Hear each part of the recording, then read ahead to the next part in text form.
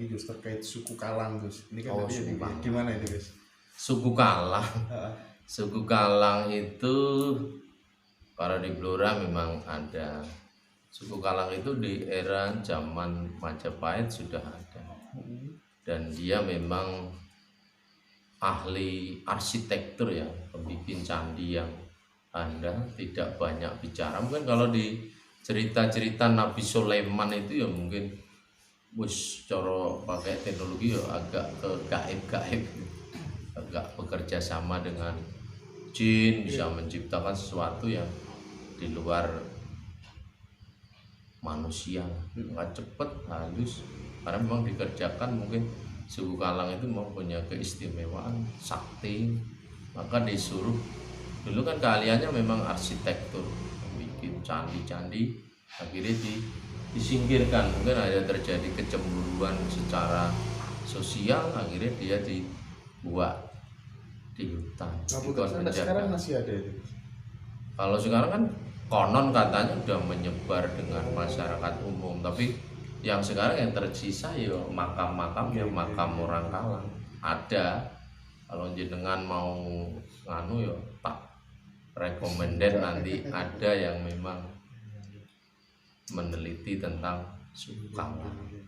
Kan Blora itu kan yang terkenal kan suku Kalang sama Samin. Nah ini sekarang yang di Samin itu perspektif apa ya, kalau beberapa kali saya sempat berkunjung ke sesepuh Samin, saya sangat sepakat sekali ketika saya tanya, Mbah, wujud dari sholate panjenengan, posone panjenengan niku nopo Mbah?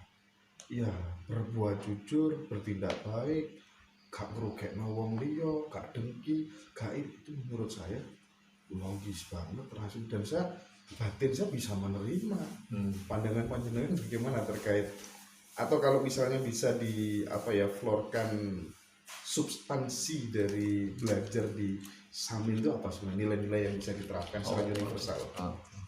Kalau nilai-nilai yang dipesankan secara universal, kalau menurut pandangan orang Samin itu kan memang jujur, tidak kemeren, tidak dapen, tidak serai drengki, bahkan barang ceblok wae nek ora yo mau jupuk kalau tidak haknya.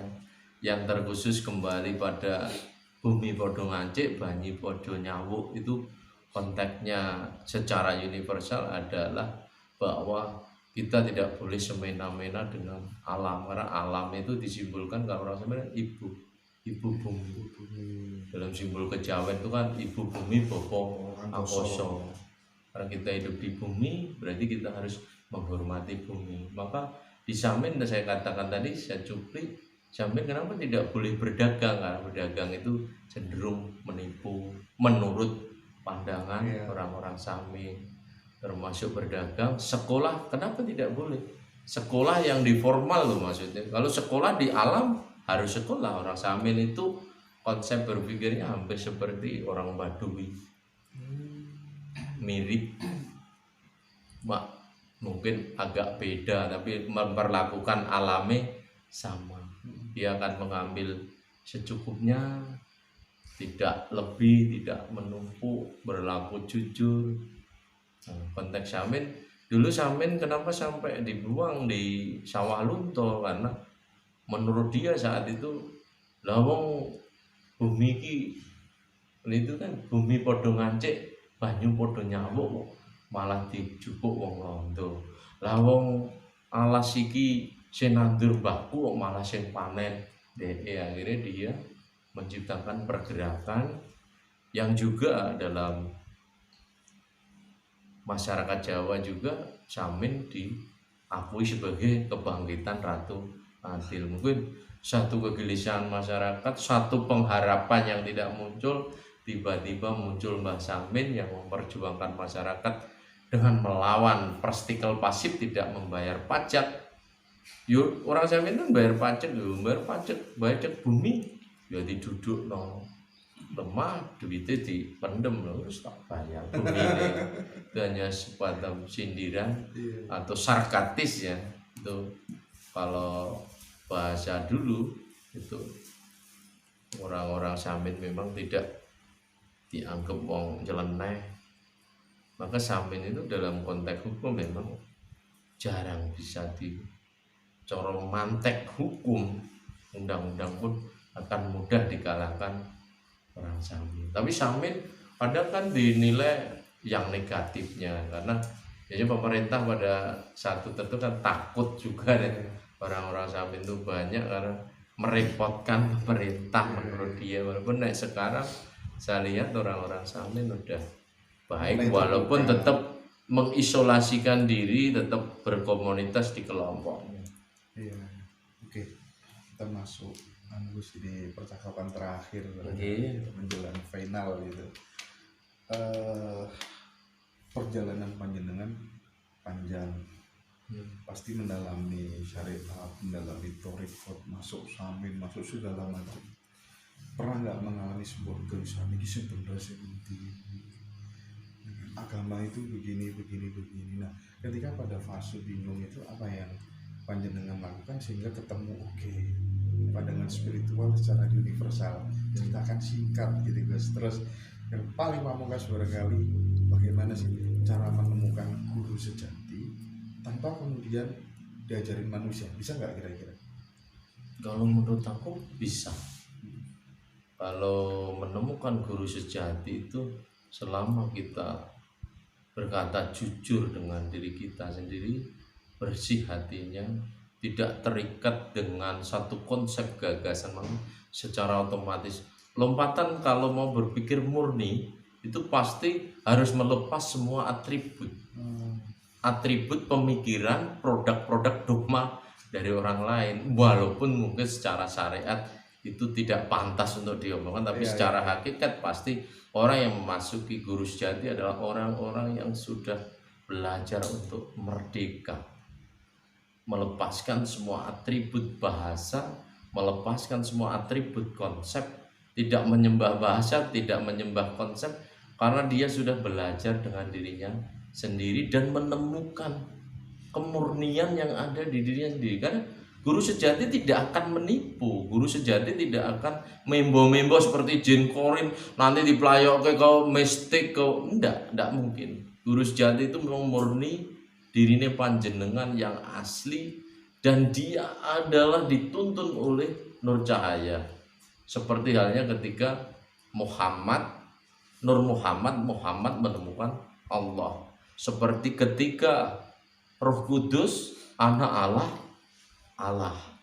Ketika konsep dari Trimurti, Brahma, penghancur, pembangun dan pelindung. Seperti itu. Jadi guru sejati, semua orang pasti punya guru sejati jika kita mampu membuka dinding-dinding keakuan kita, ego kita.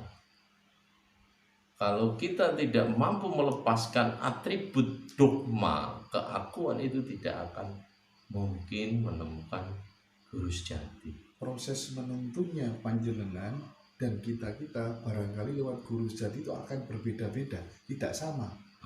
Karena masing-masing pejalan mempunyai jalan masing-masing. Pengalaman spiritual orang maka disimpulkan begini.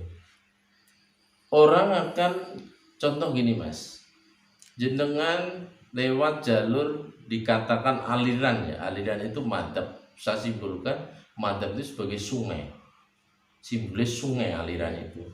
Ada 5 titik aliran sungai, misalnya saya jenengan masih itu 5 titik sungai. Pasti akan, kalau orang belum mencapai guru sejati, mereka akan bertengkar mengatakan aku sisulah sing mlebu swarga. Aku kaliku buning, wancling. Dilewati dinggo adus wong ayu-ayu nang kampung-kampung, cebloki bunga tanpa terkontaminasi sedikit pun. Karena aku sungai gunung yang jernih dan saya akan masuk surga. Yang sungai dari kota misalnya panjenengan, yo aku sing ape mlebu swarga. Aku iki membangun penuh oli, penuh sampah lah untuk sebuah peradaban manusia. Aku lebih bermanfaat timbang kowe sing hanya untuk kedamaian, aliran-aliran sing damai. Ini satu pemahaman bahwa Setiap jalan akan melahirkan spiritualnya sendiri-sendiri. Tapi acuan dari konteks terakhir ketika sampai muara, sungai-sungai ini akan diteriaki. Gak usah kakean cocok. Mbuh elek, mbuh apik, ayo gabung dong mlebu segoro. Dan konsep segoro ini dalam konteks 7 dimensi itu memasuki kesadaran murni. Kesadaran murni ini segoro yang menampung semua perbedaan menjadi satu kesatuan universal, dan dia tidak memilih. Sing bener yo tetep masuk, sampah yo tetep masuk, diterima tanpa meninggalkan ombak dengan kedalaman. Wah, kita tenanglah, laut itu ya bisa menghantam menjadi ombak yang sangat dasar. Hakikat manusia sama. Cuma spiritualis sekarang mengacu pada konteks pembodohan dan memelencengkan spiritualis adalah supranatural. Dimensi dindingnya masih di level jin, pakai kodam, kejadukan, pengasihan, santet dan lain. Dan ini dipelihara, tapi ini bagian dari proses penghambatan orang menemukan guru sejati. Dan yang paling saya sedih itu ketika dia mengatakan guru sejatinya turun di level terendah mengambil tugas-tugas itu. Maksudnya gimana, Gus? Mengambil tugas-tugas itu masih asik berkutat di supranatural yang seharusnya sudah masuk di dimensi spirit murni. Karena mungkin pekerjaan, karena itu panggung itu memang yang tren lah atau laris lah. Artinya di fase itu sebenarnya dia memang harus sudah selesai dengan dirinya gitu. Iya. Saya andai toh itu seharusnya publikasi ruangnya penyampaian bahasa tidak seperti itu, Mas. Gini, nyuwun sewu. Ketika ada tamu ukuran gelas, ketika ada ukuran drum, ember dan drum, pasti seorang guru spiritualis sejati, nah ini kebutuhan gelas pasti dikasih lah seukuran gelas. Oh ndek ejek seneng sing motivasine rondok mambu-mambu klenik. Ya udahlah tak kasih karena itu kebutuhan. Tapi saya kan enggak memanfaatkan, saya menciptakan satu sugesti klenik kepada orang yang membutuhkan dan menjadi lebih baik. Tapi bukan apa tak mangsa untuk memuaskan ego saya. Oh sing teko ember, ya kan saya kasih di level ember. Saya contoh gini, contoh sederhana gini, Mas. Cah SD mesti tak kasih ukuran SD. Ketika sing datang SMP yo tak kasih ilmune wong SMP. Ketika sing datang SMA tak kasih ukuran SMA. Karena sing datang jenengan iki jenengan vlog dan itu dinaikkan, tak naikkan grade karena nanti sing melihat itu orang banyak. Tapi saya akan bersifat adil karena saya memegang kendali negatif, positif, dan netral. Netral itu di listrik adalah arde sebagai penguat. Ketoke gak ndayani netral itu, tapi sebagai jalan penyeimbang dan melahirkan strom yang lebih besar. Tapi kadang saya pernah punya pikiran begini. Pripun? Tamu datang kepada sesepuh, ya kan?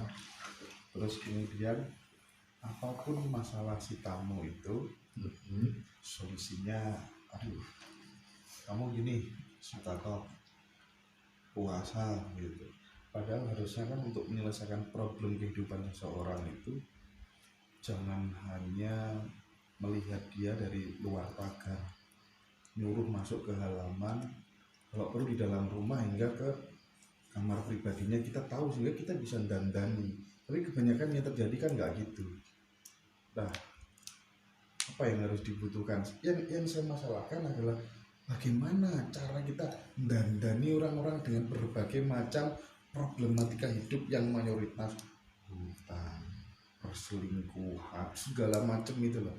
Bagaimana umat yang seperti itu sikap pandang kita bagaimana? Kalau sikap pandang saya pribadi lah ya, saya akan memberikan obat sesuai dengan takaran dan kebutuhan pasien. Iya.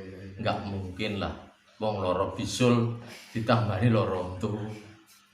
Sama halnya ketika itu tadi masuk di level ukuran. SD pasti akan saya, nggak mungkin saya akan mengobati, tapi itu tidak saya pelihara menjadi satu keterikatan saya untuk memainkan dia untuk ego saya. Paham, paham, paham. Tapi saya menciptakan dia naik grade, naik tingkat. Walaupun kadang saya harus agak keras, walaupun ada fase di mana lembut itu digunakan untuk air. Sifat air akan cocok untuk api, tapi api yang bagaimana kan ada level. Api pun akan bermanfaat nek tinggung godhog kopi. Tapi di saat api yang lebih besar akan membakar semuanya. Berarti semua diberikan sesuai takaran, porsi dan ukuran. Kan ada syariat, tarekat, hakikat dan ma'rifat. Cuma karena jenengan tadi ini bicara untuk global akan dinaikkan, saya bicara pada konteks ruang kosong yang tidak orang berani mengisi, saya isi. Dan saya sangat menikmati hal itu guys. Mungkin. Iya, guys, saya sangat